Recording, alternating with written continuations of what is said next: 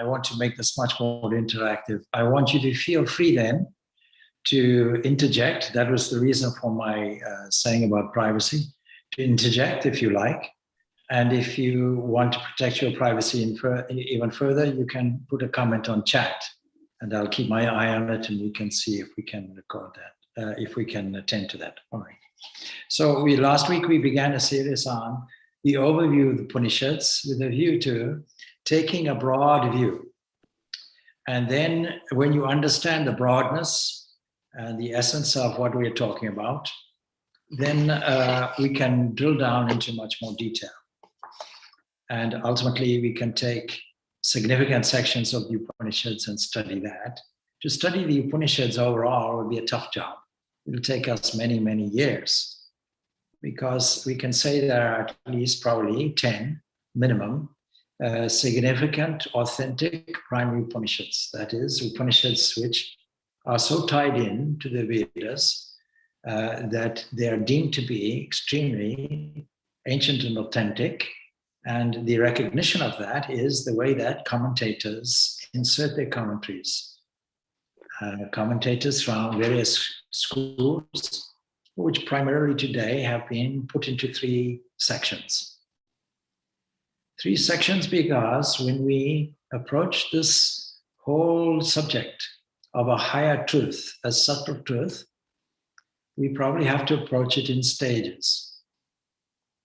It is necessary to point out that many people approach me and say, I'm very interested in Advaita Vedanta, thinking that this non-dualism is entirely separate from any other form of Vedanta. But Vedanta is an umbrella term. And as I mentioned last week, Upanishad and Vedanta are synonymous terms. The Vedanta covers a very broad spectrum.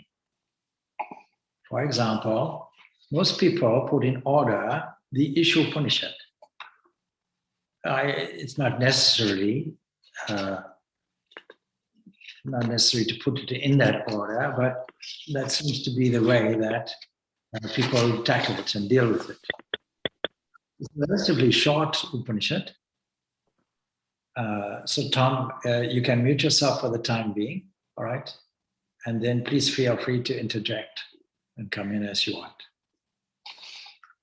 So I want this to be as interactive as possible. So please don't be shy to interrupt me at any point and ask any question or seek some clarifications. It's okay.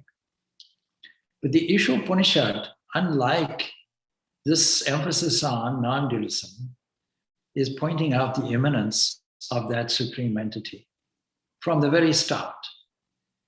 The Shvetashvatara Upanishad goes a little further. It gives us the idea of some personal worship and devotion.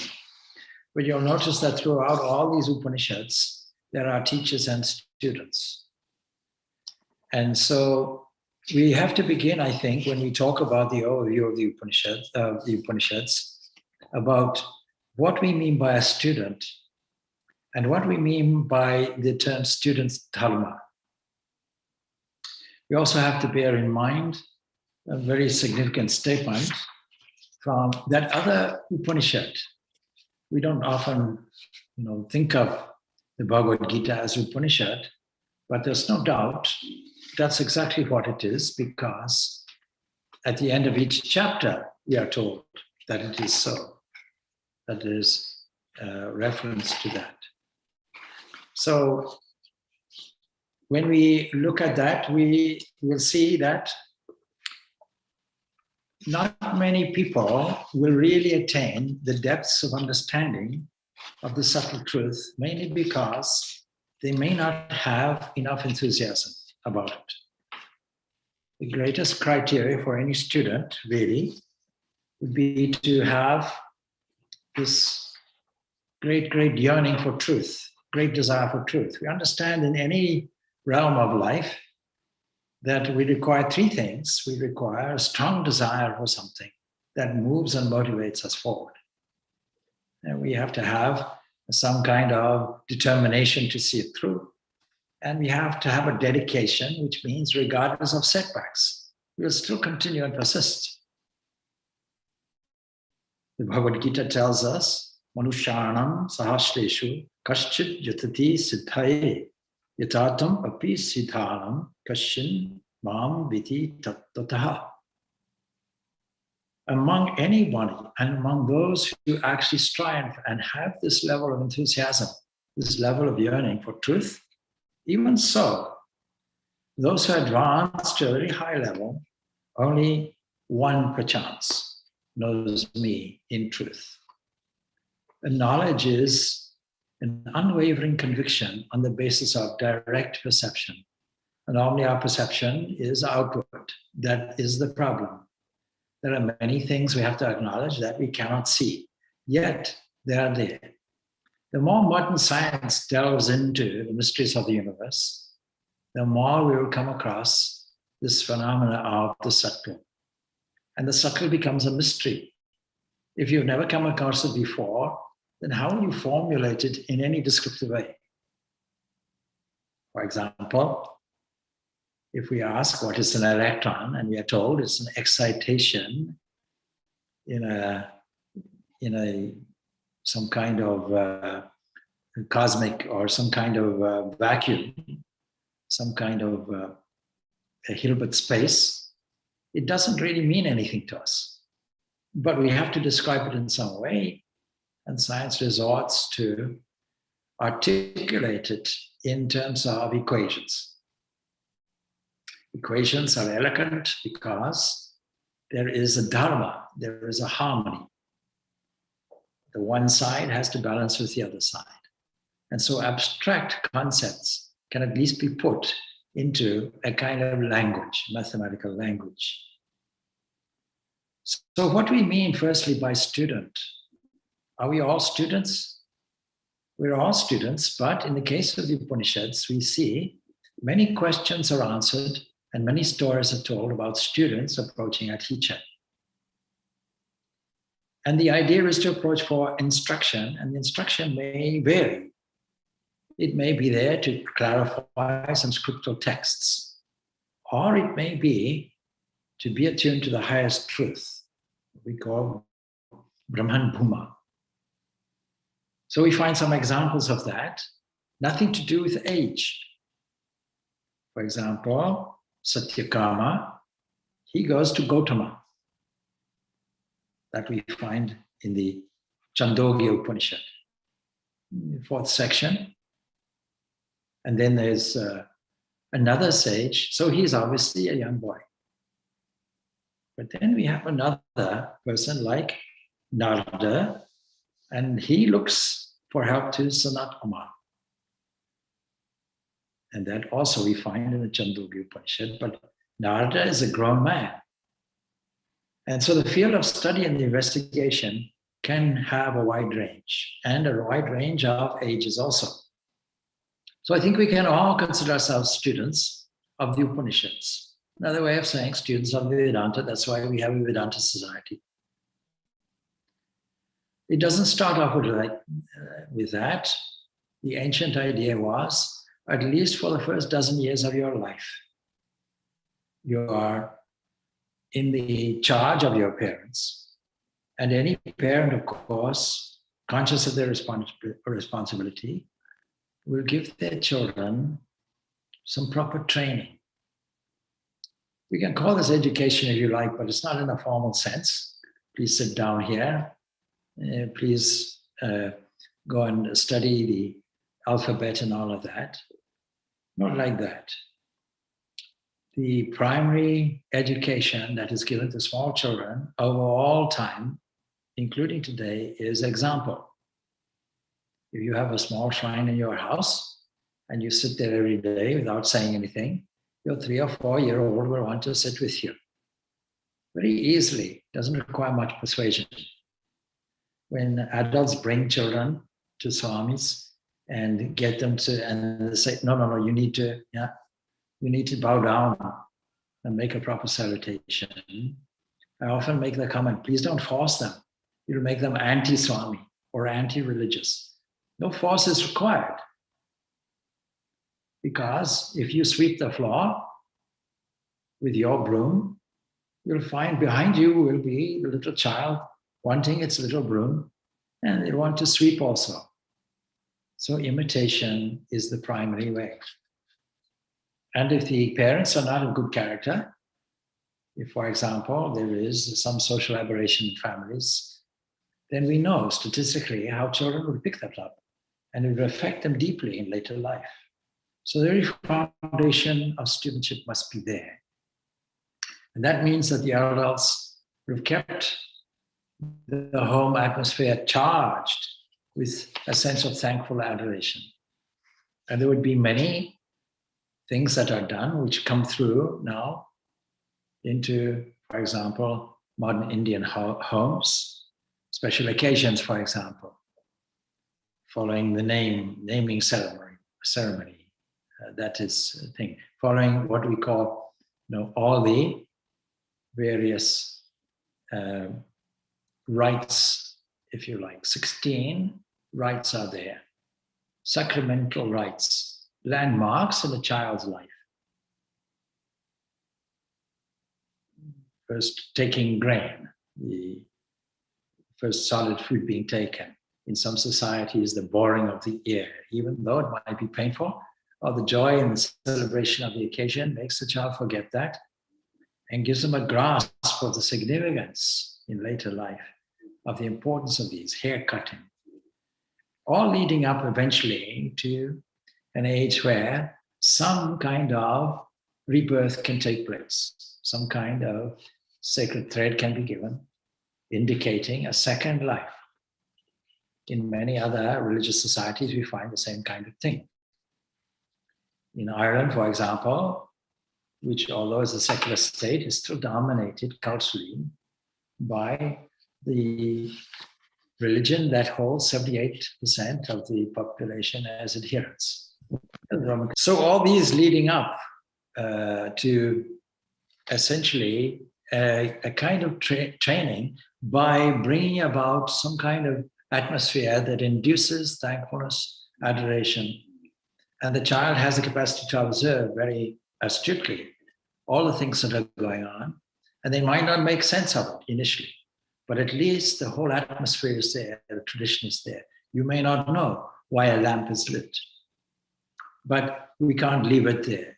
And since we can't leave it there, we have to now take it to another explanatory level. So typically from about the age of 12, the student now goes and learns from a teacher. It is not just that they are booked in. They have to approach the teacher in a very special way. And so, approaching a teacher, we learn from the Upanishads themselves how competent parents who enable their children to attain self-realization themselves can be teachers. Some example of this is Bhrigu. Bhrigu, we find that also in the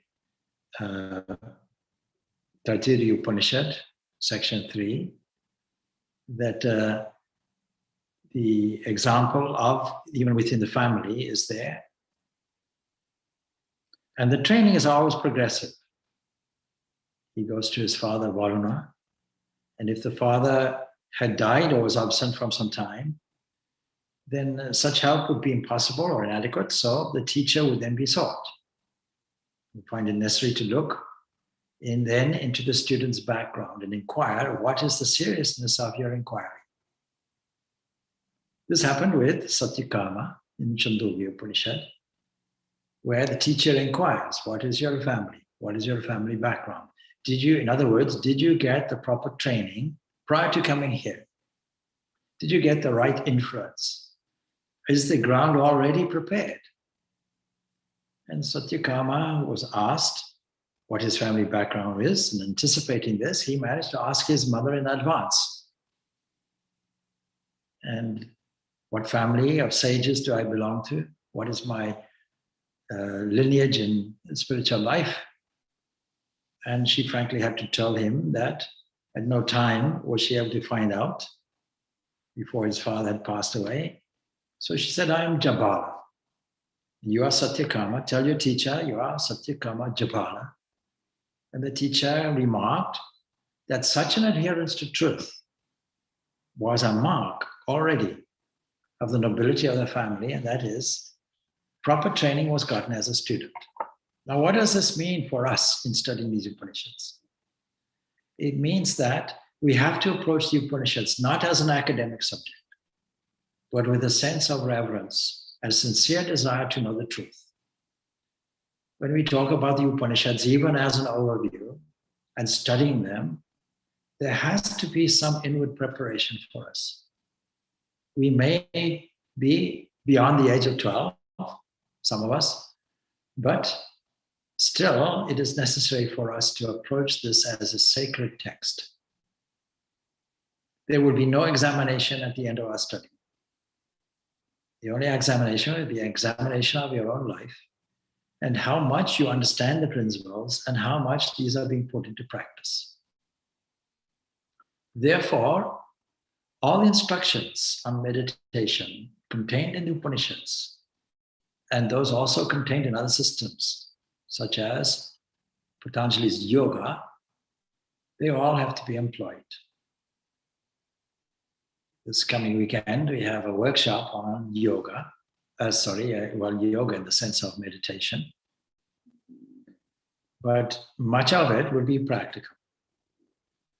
But you see, if you didn't come with the proper attitude toward it, you won't get any benefit whatsoever. There must be a will to travel along an inward road, not available through outer experience, but evidenced by your outer experience.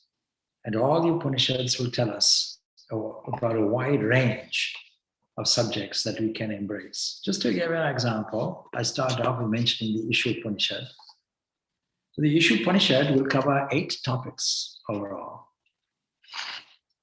Now, when we come across the Vedanta series on Sundays, ask questions and answers, even here, sometimes we find there are no questions. And yet, you see, even in one Upanishads, there are at least 8 questions that can be asked, because 8 topics have been designated. But overall, this Isha Upanishad deals with topics of karma, immanence, and transcendence. It is a myth to think that all the students had to, after their study, go into some kind of intensely spiritual life in the sense of, say, monastic life. The order of society wasn't like that.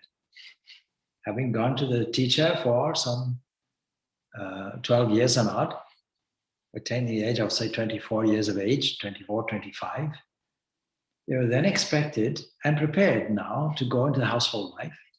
And the Taittiriya Upanishad gives many, many student invocations, not only lessons, that once you leave this place, what behavior should you adopt in society? What mantras should you continue to say? Should you continue your study of the Vedas? The answer is yes to all of these questions. And so the idea of karma, should you wish to live 100 years and so on, then essentially don't be attached to the fruits of your action, but you can, in summary, use these actions as your means, as your way. And today we still have to take this seriously. When it comes to that second aspect of the Prasthanatraya called Bhagavad Gita, the whole emphasis is on this karma yoga. It doesn't ignore any of the others, but it says we're in a situation where work is inevitable.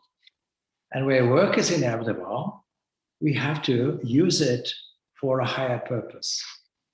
Why is that? It's because the Upanishads tell us that there's only one central universal purpose in life. Of course, there are individual purposes also, but that one central purpose of life is to understand and realize the fundamental basis of our own existence itself. And it is not seen. It is the seer. It is not heard of. It is the one that sits behind the ear, says the Kena Upanishad. So the Isha Upanishad will tell us about this God and the world, both. It won't separate the two. It tells us that there is some immanence there, that this whole world is covered by one entity. It tells us about work and wisdom, primarily. And of course, that one statement gives us a practical formula that he who sees all beings in the self and self in all beings, no grief can touch them. What is the great difficulty in this world? Unhappiness and grief. So straight away, there's a formula. And you cannot hate anybody, any being, by virtue of this realization. So right away, in a very short Upanishad, we bypass this idea of sectarianism within Vedanta, or some idea that the highest conclusion of the Vedanta, namely non-dualism, is set out in the beginning. That would be very unwise. We have to start our spiritual journey from where we are, from where we stand. Those people who've done the Enneagram and the essence of truth will understand this progressive journey, a map and a compass being given. And we have to start our spiritual journey where we stand now, with our own individual self-image, our own individual aspect, psychological aspect of what we assume we are, who we are. We won't deny it, we'll make it a starting point. And then in the Kena Upanishad, we find 5 topics. Mainly, it is to do with Brahman as an agent. In the Taittiriya Upanishad, we have 22 topics covering evolution, covering a progressive inward journey, covering also what bliss means to us. When we want to be happy, the only reason for it is because our very nature must be sublime happiness. And there are 3 sections to this. So anybody asking a question, there are at least in this 22 questions to be asked. 22 questions, Kena Upanishad 5, Ishu Upanishad 8. The Katha Upanishad has 27 topics, ranging, a wide range of topics are there, and 2 sections to it. The Mundaka, the Mundaka Upanishad would have 10 topics. Taittiriya Upanishad would have 7 topics, and on Tuesdays, we have started to pick up the 6 topics or questions asked by the Persian Upanishad. There is the giants of the Upanishads. 2 giants are there, the Brihadaranyaka Upanishad and the Chandogya Upanishad, very extensive texts. The Brihadaranyaka Upanishad itself suggests the extensiveness of this. Aranyaka is a forest.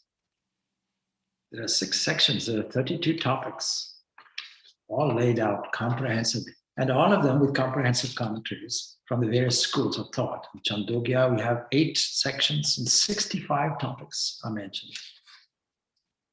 So all of these topics really are essentially questions with answers given and the discussion also given. And we can summarize, of course, the purport of all these Upanishads and these Mahavakyas, these great statements. Aham Brahmasmi, I am Brahman. Not to be taken lightly, not to be taken immediately also. Most of us, when we say I, we mean a psychophysical field. Like saying, I am the car. Brajnanam Brahma, consciousness itself is Brahman. There was a discussion I was partaking in earlier this morning, and with a group of scientifically minded people from various universities around the world. And they were talking about this consciousness as a hard problem. And I made a comment, I said, but you're thinking of consciousness as an objective thing, not as a subjective thing. And whatever statement you make, you need to really ask the question, who knows it? Because scientific explanation hasn't gone through that. Even though it's contained in all modern science, that you cannot ignore something called an observer. Now, an observer, when they observe, is also a knower. So this question of consciousness is a critical subject that is taken up by the Upanishads. tattavasi, thou art that. This is a practical Mahavakya, because it's not saying, I am that. That already has been stated. But thou art that also. If I am to see this fundamental essence in everything and everyone, I have to take an adopted position like that with great conviction. And the Upanishads have this purpose of creating this great conviction.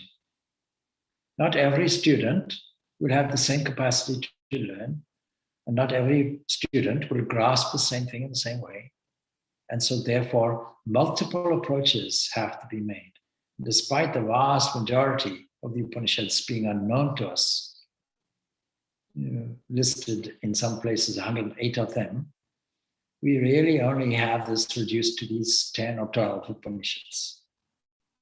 Yam Atma Brahma, the self is Brahman. But what we mean by the self, this exploration has to be made. Sarvam Kalu Idam Brahma. All this is truly Brahman. That means when we say this in the Upanishads, it's with a wave of the hand, meaning everything that we observe and infer.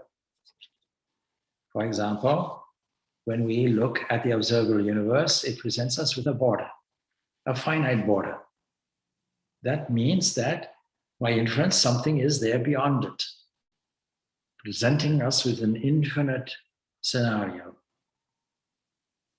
So an approach to a teacher is necessary in any event for everybody. If we follow the whole system of the Upanishads, that is, there's a preparation for it that is held in the domestic environment, bringing it up to date in our own waking environment. And then with that preparation of mind, looking for a teacher is not that difficult. Because if we understand that all our thought has a matching movement on the other side, any pure intention will find its corresponding scene that moves in and around us. And so a competent teacher is found automatically. What do we mean by competent teacher? Well, in the case of the Upanishads, these are the great rishis, that is, those who saw directly this truth.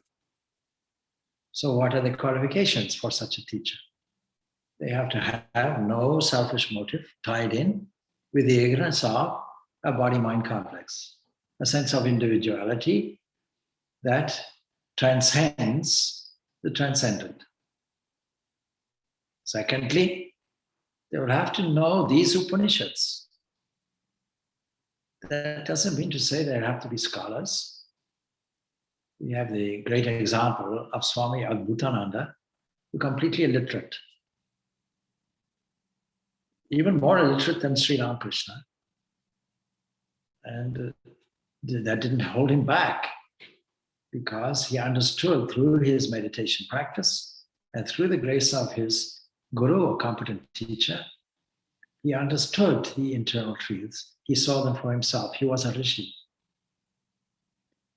And then, of course, this knowledge of Brahman is there, this understanding the purport of the scriptures, and no selfish motive whatsoever. But the student also has some qualifications laid out very clearly. What are these qualifications? We've already discussed one of them. The strong desire has to be there that pushes them forward. It's not that somebody says, you go and find a teacher. There's a desire to do it. And when the desire is there, the rest becomes easy. There has to be an element of discernment. There has to be an element of detachment. And there has to be this moral training. And if the moral training, despite the moral training of the household, up to the age of finding a teacher in an environment conducive to purity of mind, purity of thought, nobility of intention, in the household of a teacher, but also you can ask me a question 1 year from now, not now, or several years from now, or maybe I won't answer at all. You go and look after the cattle, make sure that you increase their progeny, or do the household work, the famous story. What does a teacher do? A teacher sits. When the teacher teaches, pontificates, what does a student do?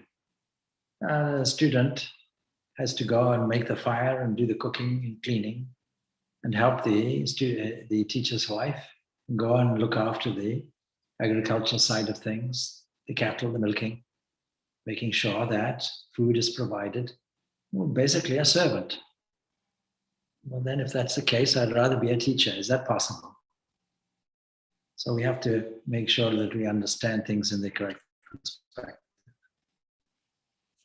So we know what a student is. The next thing is, what is Dharma? Dharma is a peculiar term. It is derived from a Sanskrit root dhar. That means the thing that binds something or holds something into harmony. We can infer from that. It's much more than what we normally understand the term. Many people translate this term as religion. And it stood for the power, of course, to hold things together, though. And not just to hold things together, but to hold things together in perfect harmony. And only the human has the potential, has the power, has the capacity to translate the discord into harmony. And so when we talk about glibly about the Sanatana Dharma, this eternal law, we have to think carefully. What does it imply? It's not just a set of laws or rules. And so this bringing everything into harmony has many, many implications. The efficiency of our organs and our limbs, for example, constitute physical dharma. In a family, dharma will bring in parents and children, the ancestors who have gone before us, future descendants. All of this will be part of the dharma. So this principle of dharma can be steadily applied to various groupings. And each group will have, of course, its own needs, its own duties, its own responsibilities, its own set of disciplines, its own set of codes for conduct, for moral conduct. And of course, in any professional membership or in any occupation, it has its own rules as well that bring things into harmony. You can't get a job and then start arguing with the boss why that really doesn't bring everything overall into harmony. You may have a complaint, you may have an issue, but the way in which you handle it will either bring to the situation harmony or otherwise. And some of the groupings can also be unbroken succession of teachers and students, country and country, alterations in tradition will bring about different senses of harmony. The inflow of heavenly glories for humanity's achievements on earth will bring in dharma. Environmental issues tackled in a harmonious way will create overall global harmony. And many of the rites and prayers that are followed also contain aids to observe this dharma. They're related also to different groups.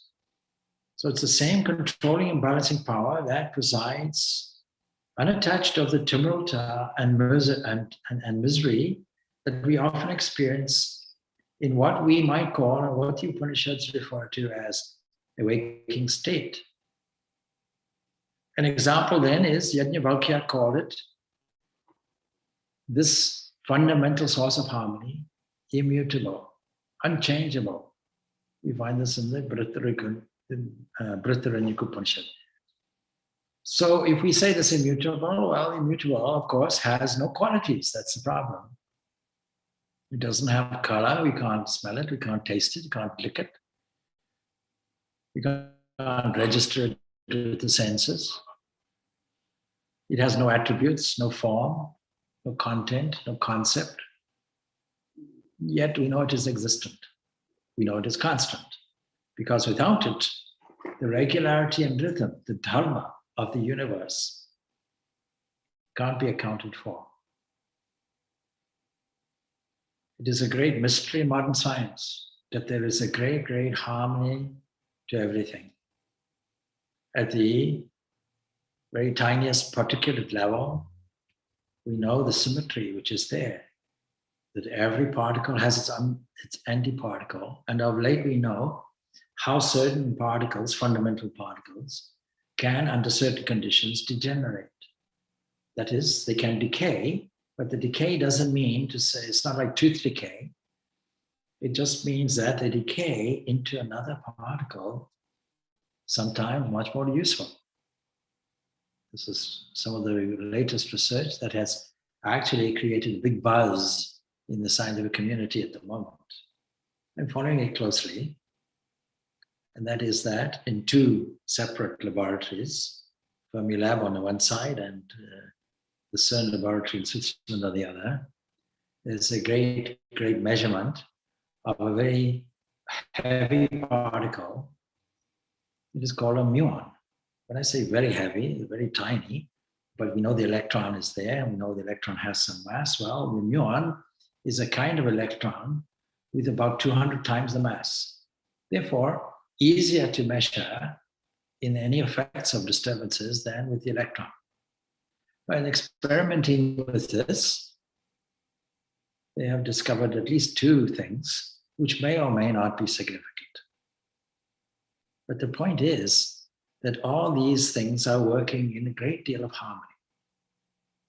And if it wasn't for this harmony, this balance, this apparent symmetry, not symmetry in the sense of things happening equally at the same time, but things balancing. And we find the whole rhythm of the universe like that. So we can say that the whole of the universe is held in this dharma, this sense of harmony. And when we say the immutable, we really are referring to that which holds things in harmony. And because of this capacity to do it, even though it's immutable, even though it is beyond the scope of our sense detection, even so, we know it is existent, and we know it is responsible for all the balance and harmony that we see. And so we can't just relegate it to a transcendent position. The Upanishads give it an immanent position also. All the items enumerated, for example, in this dialogue in the Brihadaranyaka Upanishad by Yajnavalkya, the significant sections of the field of knowledge, and each statement about it is preceded by the unforgettable phrase, under the mighty rule of this immutable. What a beautiful thing. And we'll come to study some of these things in greater depth as we go on in our study. This is just an overview. And so, because of that rule, the sun and the moon and also the heaven and the earth are held in their respective positions as just an indication of what I have just said. Moments, their succession, forming units like days, nights, months, seasons, and years, they all flow without a break. Today is a wonderful sunny day today. We have no idea in great detail what will happen, whether one cloud will come and hide the sun, or whether another will move on, or whether it will be revealed. I'm surprised I have so many people here on Saturday morning, actually, because on a sunny day, many people will be walking on the beach or something. And in doing that, you'll be doing this practical portion of our study. So another sense is made, not just universal harmony, but another sense of dharma comes about. And this is in the sense of what we might call righteousness. It's the eye of truth. Time, space, and motion, they help to link cause and result. Now, when we talk about cause and result or cause and effect, the Upanishads do not see things as a linear set of circumstances, but deal with the truth in a linear way, step by step, like climbing up steps. You don't start up at the top, you progressively start step by step. And as I said before, you start off where we stand now, not where we want to be. We may have an ideal of where we want to be, but we have to stop start where we are. So there's an eternal relationship between the seeker's viewpoints and the actions on the side and nature's response to the person on the other. And that is the steps that I'm talking about. So what does the Sanatan mean when we call Sanatana Dharma? It means something that is eternal. It never changes. It covers all possible outlooks, not just one or the other. So the Upanishads deal with this Sanatana Dharma and caters for all possible different views and outlooks. That's its beauty. If we touch fire, for example, we get burnt. If we rise above the clouds, there's no chance of rain wetting us. And if you think and act selfishly, you draw in other selfish people and they will fight with you. So if we want that Sanatana Dharma, that eternal value, this righteousness in that sense, it will automatically bring us Dharma in the other sense, that is harmony. So from the inside, a person who cultivates this will be vouchsafed the skill to stay tuned to this immutable that Yajnavalkya mentions. And then we come then to an attitude in this, a practical attitude of thankfulness and non-demanding adoration. There has to be scope for this if we are to make these principles practical. And so sticking to Dharma, one who is devoted to this Dharma, this sense of harmony, can regard God as an all-inclusive power abiding within, uniquely harmonizing everything, granting freedom and wisdom and bliss to us, because that's its nature. And so these Upanishads gives us scriptural instructions to avoid certain actions and to practice certain others. And this implies then that freedom is ours already. I put out a thought today indicating this. Of course, it's a thought actually from last year, edited because we're trying to put these thoughts into a book. So there's a statement, Ya Ivam Vida, he who knows this, gets verifiable results here in this life to confirm his faith. I was quoting the other week Zarathustra, who had this wonderful definition of belief and faith. This belief is faith in the unknown, and faith is belief in the known. A wonderful example here. In Patanjali Yoga Sutras, we are told that success is speedy for the highly energetic. So at each stage of our ascent, step by step, we can find more and more of the divine bliss, which then moves us and encourages us on in each step. And there's a valuable rule that comes out of this. And the valuable rule comes out from the Upanishads themselves. Don't brag. There's no begging involved in this. In this non-begging we find in the Kaushik Upanishad, this principle that no begging is necessary. He alone who begs, who affirms within himself, I do not have. See, one who is totally thankful and non-demanding cannot and will not beg. Because begging is a movement, the mental movement. So many I have followed or I want followed by I haven't got. So we have to cultivate a thankful, non-demanding attitude from these principles of the Upanishads, that it doesn't involve begging. And then our whole wisdom will make us freely offer to this personalized aspect of this supreme principle called God, our wholehearted love and adoration. And we don't mitigate this against this. We don't exclude this from these Upanishads at all. This is not what is contained in the Upanishads. You'll notice that every Upanishad is preceded by a peace chant. We chanted one today, relevant to teacher and student. And so if we analyze that, you can see that there is a will to protect both entities, both the teacher and the student.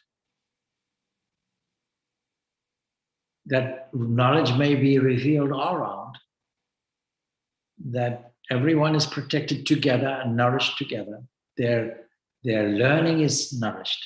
This is not about physical nourishment. It's not about food. But may they be nourished together in their study, in their wisdom, in their knowledge of the internal dimension of their own being. And we do this by revealing the fruit of the knowledge, because whenever we make a movement in the right direction, we can, in an encouraging way, see the fruit of it, see the benefit of it. For example, in the Prashna Upanishad, with every prayer and everything being preceded by the sound symbol Om, the one question that is asked is, well, what is the benefit of repeating this Om? What I found is many people think they understand this Om. Oh, sorry. Okay, I'm seeing this. John wants to ask a question. I'll finish off this statement about Om. So many people today will chant it and actually have it on their t-shirts and so on and so forth, but may not know the full purport and meaning of this Om. Is it important to know it? Yes, it's important to know it. In the Patanjali Yoga Sutras, we are told to aid concentration, repetition of this Om, which is a representative of this entity that we call Ishvara, that which lords over everything and commands everything, keeps everything in rhythm, and is the most ancient teacher. And meditate on its meaning, not just leave it there. So we get encouraged by revealing the fruit of the knowledge, and then we attain strength and vigor. That's our prayer together. That means there's no selfish prayer ever. It's all inclusive. And then, of course, many disruptions to the purity of intention of study get disrupted by unnecessary nitpicking, unnecessary dialectics, unnecessary arguing or cavilling with each other. And so this deals with that kind of prayer as a peace prayer or peace chant. So John, you had a question. Please ask your question. Oh, you have several questions. Okay, John, go ahead. Sorry, Swamiji. There's just one statement there. I would have very difficulty in trying to understand it, where you said, transcend the transcendent. Okay, yes, that's a good question. Absolutely no idea whatsoever what that would entail, mean. Okay? Okay. So I use it as a kind of fun phrase, in a sense. You say, if we think that things are much more important than that which we cannot grasp or understand, that's a phrase I'm coining, to transcend the transcendent. It's not a possibility, but it's something we think we can do. It's something that in our small capacity as a registered human being, we can put a name to ourselves for possible purposes and think then that we can tackle a huge giant, something that is beyond our scope. We can't do it. From our small position, we can't do it. So there's always an attempt by us to see if we can go transcend the transcendent itself. Of course, we can never do it. It's just a phrase. Okay, all right. So, okay, no wonder I was confused. Okay, thank you. Okay. All right, Ophelia. Swamiji, can we say that Ishvara is God and Brahman is consciousness? Yes. Okay. So you see, we have to understand things according to the Sankhya designation, the whole range of tattvas or elements that are contained. So we can see that Ishvara is really the immanent and highest expression to the human mind of Brahman. Now, this is not my definition. It's a revamp of Swami Vivekananda's definition. What is God? He asks. God is the nearest thing, the nearest concept to the human mind of this transcendent Brahman. And so there are two terms that are developed, Nirguna Brahman and Saguna Brahman. Saguna Brahman with quality. How can you have something that is immutable? How can you have an absolute with a quality? It's not a possibility. It's a logical impossibility. But we have to take these concepts, just as we have to take things in the realm of physics that we don't understand and give them placeholder terms to bring them within our range of understanding. Now, when we talk about this Ishvara in Patanjali Yoga Sutras, is a different thing.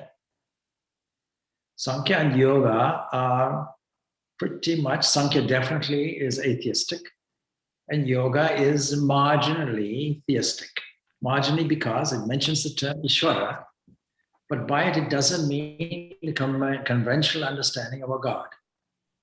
You have to understand etymologically, God means, it comes from the Germanic hud. The English term God comes from hud, Germanic term. That in turn comes from Sanskrit huttam, one worthy of offering something to. So in the yoga philosophy, it doesn't mean that. It just means an ancient teacher from this point of view. Whatever knowledge you have, there is something beyond it. Until you ultimately have to come to a final conclusion that there is a supreme knower of everything, an omniscient entity. And you can't go beyond that. And so because of that, the one that knows is also the ancient teacher. So described as Ishvara is the ancient one, the ancient teacher, the ancient source of knowledge in that sense. But no other attributes and qualities are given to it. Now, when we say God in a formless way, we are really talking of Ishvara. And in the Sankhya philosophy, the word Prakriti can be matched with this term Ishvara. It's the same thing. It is the whole potentiality contained with qualities, but not manifested as a form. If we go through all these tattvas, I can put it on the board if you like. Which board doesn't the sun shine on? We have two skylights here with wonderful sun going on. And I don't know if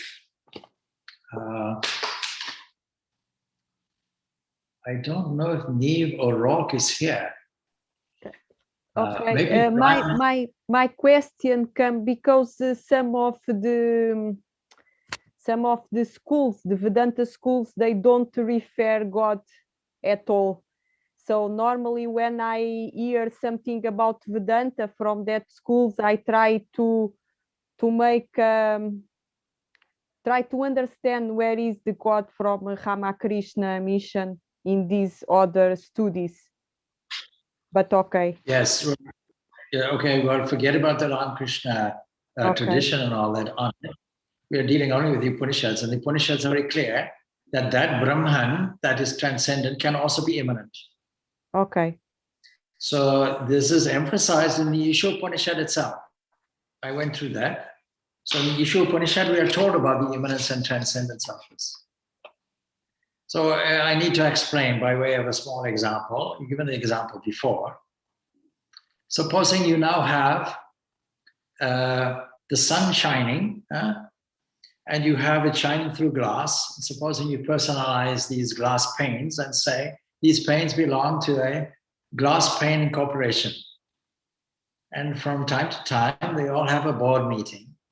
On one of their board meetings, they decide, all along all this time, the sun's rays have passed through us free of charge. We never stopped them at customs. They always hit the pane of glass and they came through us. We never stopped it. We never charged any custom duty. We never asked them for a visa. These rays, we never asked for a visa. And we understand these rays are just the sun anyway, the sun. We can't separate rays and the sun. So we'll make a demand from the sun. Next time you want to pass us, unless you pay some money or unless you present us with a visa that we issue, you have to pay for it, of course. we will stop you coming through. And so they make this decision, they sign it off at their board meeting. And when the day comes along, sure enough, the sun shines, and it still shines through the pane of glass. And the glass, they hustle up together and they try their best to prevent the sun. And the result is they bang into each other and fragment and destroy each other completely. But the sun continues to shine. Without the pains, the sun is shining. In this example, it's called transcendence. This is called Brahman. And this Brahman is attended to by all the schools of the Advaita philosophy, but we have to make sure there's no misunderstanding. Vedanta does not equal Advaita, non-dualism. And so in that system, there's no necessity to mention any God. They're looking at the transcendent aspect. When we look at this from the Mandukya Upanishad point of view, which is purely dedicated to the states of consciousness, as represented as the sound symbols Om, and Gaudapada's commentary, Gaudapada, Shankaracharya's grand teacher, Gaudapada deals with this from the transcendent point of view. There's no glass whatsoever. The sun is shining. That's it. That's enough for us. Shankaracharya is dealing with it from the immanent point of view. He's dealing with it as if there was glass there. So the immanence is when the glass is there. The transcendence is when there's no glass there, but it's the same entity. What we call God, therefore, is this immanence, this registered immanence, seen to be taken without considering the transcendent aspect of it. We just see the rays arising now. And we think that this sun is an aspect that can be negotiated with and so on. But as seen by us, we have this God. Now, if we want to bring this Vedanta to a practical level, the Bhagavad Gita does it for us. The Upanishads infer, but the Bhagavad Gita is very specific. It gives us these 4 ways to approach and understand this. In the initial chapters of the Bhagavad Gita, we are taught this karma yoga. You see, otherwise we can leave this transcendent aspect, this Brahman, in just a theoretical realm. And when I bang my head, some Advaitin tells me, don't worry, it's an illusory head, an illusory wall. You have no right to feel pain. And I say, no, the wall was hard, my pain felt it, and I'm feeling a bump on my head. And I have a headache. So we have to deal with both of these aspects. Like when we shift our position, these aspects become clear to us. And the example I always give them would be the example of a rainbow. A rainbow, does it exist, doesn't exist? What is this rainbow? You can't eliminate the sun from the rainbow. The rainbow is the sun, as seen in a fragmented way or refracted way by us. That is called God. But when you go grab the clouds, that rainbow is gone. So the immanence cannot be separated from an entity that is ruling. That is a bad theology and creates enormous difficulties. To say that there is an extra cosmic created God, diverse and separate from the world, may be a good starting point, but it is not a very thorough point. So what we mean by immanence is that entity pervading everything. And then the ultimate realization is there is nothing else. So that God then is the highest manifestation of an apparitional causation that we experience. And when we see that supreme transcendent through the mind, we see 2 things. we see that entity that is the source, but we also see its manifestation.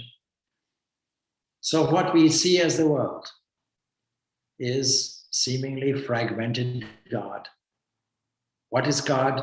Look around you. That's the subtle difference between maybe some conventional ideas of what is God and the God that is presented here in the Upanishads. Now, it's the first few chapters, first 5 chapters of the Bhagavad Gita are concerned with this aspect, with the inference of another method that is highly recommended in Upanishads, namely this quality of discrimination, discernment. And you have to have that. Otherwise, your view of the world will be inaccurate, will be distorted. So this is called Jnana Yoga. Karma Yoga, Jnana Yoga. 6th chapter gives us another yoga, Dhyana Yoga, that is meditation. And then the following chapters will give us another aspect, devotion, love of this entity as a Saguna Brahman, as a personal and personalized entity that we can love. And the 12th chapter of the Bhagavad Gita deals with this comprehensively. And then the last remaining chapters deal with this relationship between the world, that is this expression, and the source of this expression. It deals with this Jnana Yoga. Now we have these 4 methods elucidated by Ramakrishna and Vivekananda, because you asked what is Ramakrishna's view of this? It's exactly the same view as the Bhagavad Gita. And in the Bhagavad Gita is exactly the same view in the Upanishads, though these points are not that emphasized. So for example, contemplation of Brahman. Well, how do you contemplate something that is immutable? How do you contemplate something beyond the range of the senses? So there has to be some kind of tangible, conceptual idea about this. This is also suggested in Upanishads. Suggested in many pictorial ways. For example, suggested as the unborn whose consciousness is unflickering in the Kathopanishad. It's suggested that there is this Atman of the size of a thumb. This is given as a meditative device. It is not that this Brahman within me, which we call Atman, is literally the size of a thumb. But it is there for meditation purposes. There is a cosmic person that is elucidated in the Aitreya Upanishad. And we find this connected with the Vedas, the Rig Veda. We find verses, the Purusha Suktam. We find this whole universe described as a person, as a cosmic person. And then the cosmic powers described as illuminating factors, devas are there. The Shvetashvatara Upanishad will tell us about vision of God, the immanence of God, these various aspects of it. So if we are to follow the Upanishads absolutely correctly in its pristine way, we will see why it is that those who have a dualistic personal God, such as the dualists, the Dvaitans, represented by Madhva, make commentaries on the Upanishads. Why Ramanuja, with his Vishishta Dvaita outlook, legitimately can make a commentary from that point of view, and why Shankaracharya can make it from a non-dualistic point of view. And all of this is discussed in the 3rd leg of the Prasthanatraya, that is the Brahma Sutras or the Vedanta Sutras. So we have to understand that, and we can lay it out like this. I think I may have laid it out before. So let's try and lay out some Sankhya positions that are adopted widely everywhere for ease of understanding. We have this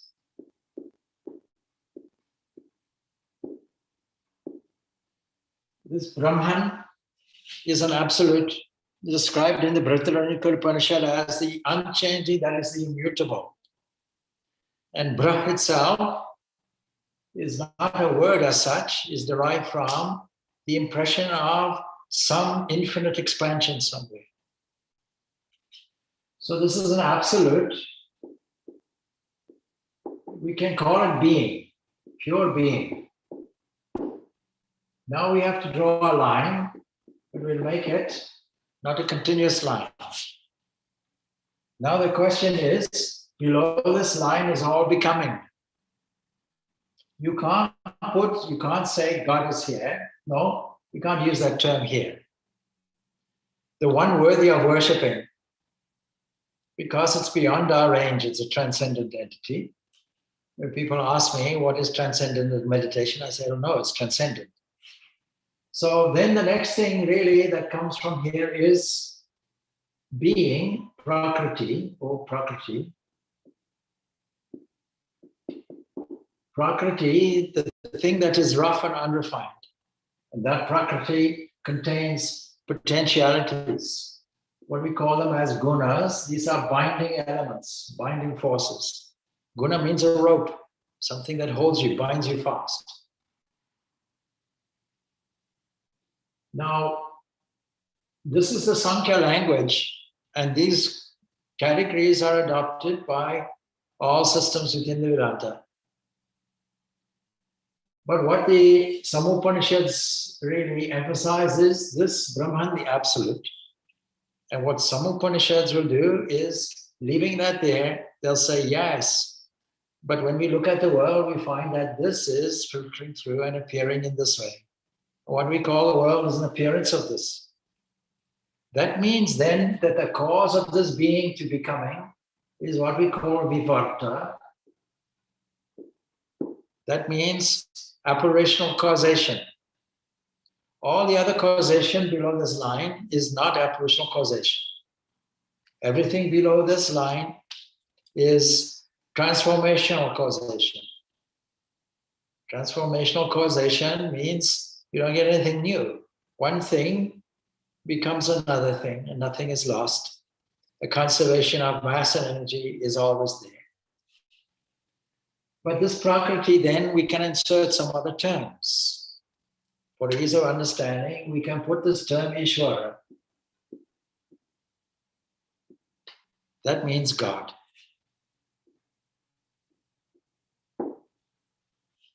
That is, as seen through the screen of the mind. We see this Brahman as God. You get the idea? And then from there we get, so this has a potential, creative potential. And then the first manifestation of this will be also God, but we can call it a cosmic. We can give it a cosmic title. We can call this cosmic mind or a personal God.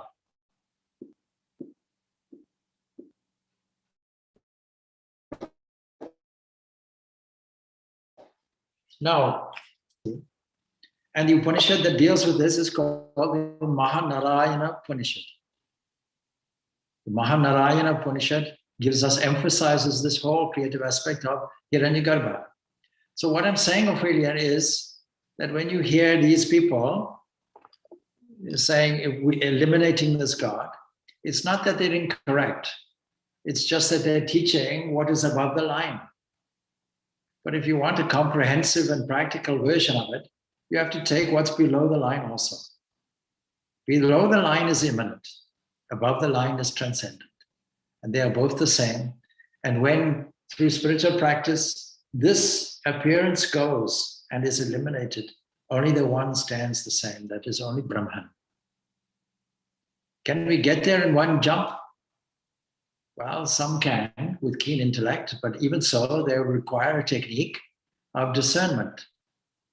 They'll have to go through a process that we describe as neti-neti.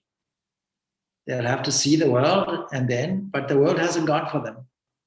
They'll have to see the world and say, is this real? Meaning, is this permanent? Is this permanent? No. All right, impermanent, we'll take that away. Now you'll find that everything that comes within the realm of time and space, and the structure of this is time, space, causation, and function. That's all. And the transformational causation that makes this all operate is called nama rupa, name and form. The form is like this, and you can't relegate thought, or you can't put thought outside the scope. Supposing you say elephant, that's okay. There's not necessarily an elephant in my room. But supposing I see an elephant, this will be the form, elephant. I recognize it. Maybe from books, or maybe I've seen elephants before, whatever it is. But I can identify what is an elephant. I've seen it. Now, without the elephant present, it's sitting in my room, with no elephant there, chewing the straw or whatever. Supposing you say elephant, there's a subtle elephant that comes. I see a picture, a replication of this elephant in the mind. So this is the subtle form of the elephant. And so we have this gross form of things and subtle elements and subtle form. And when this now starts its process of creation and creativity in a very subtle way, some of which is now being discovered as various aspects of energy and various aspects of such subtle matter that we can't even conceive of what it is. These are called tanmatras. Below a certain line, what we call decoherence, we find, this is the gross world that we have. But it is all comprised of these subtle components. It all comes from God's mind, we can call it. And it all comes from the potential that we call Ishvara, or nature. And that all comes through the apparitional projection, as it were, of this transcendent Brahman, which is one without a second. But the whole scope has to be examined, not just one dimension. And we have to find out, how do we get from the lowest manifestation to this highest realization? We have to do it, generally speaking, step by step. And so I was speaking to somebody, I think it was Tom, are you still here? I think I was speaking to you, and I was saying that